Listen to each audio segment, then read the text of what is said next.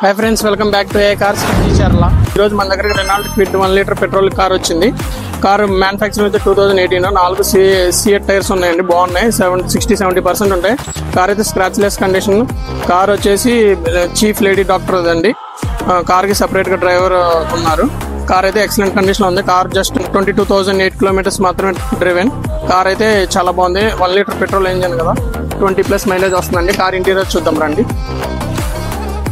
Front 2 power windows, complete black colour leather seats అంటే Renault showroom maintenance.